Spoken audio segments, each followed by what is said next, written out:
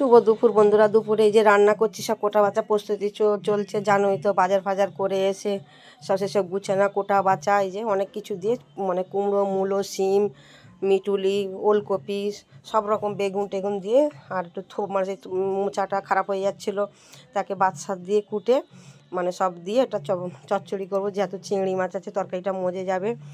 আর এই যে মাংস মটন করবো বন্ধুরা। সব কোটা বাছা হয়ে গেছে, এবার রান্নাটা চাপাবো। কেন অনেক বেলা যারা ধনে পাতাটা বাটা করবো, যেহেতু আজকের গরম ভাত দুপুরে রান্না হচ্ছে। গরম ভাতে ধনে পাতা, একটু লেবু কাঁচা লঙ্কা দিয়ে বেশ ভালোই লাগে। কাঁচা লঙ্কা ধনে পাতা বেটে একটু লেবু দিলে ভালোই লাগে খেতে।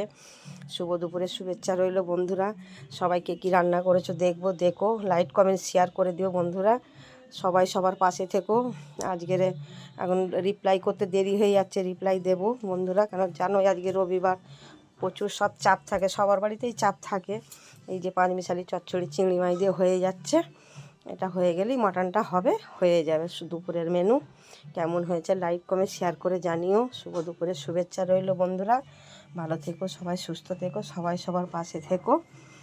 আর এই মাংসটা হলে দুপুরের মেনু হয়ে গেল রান্না।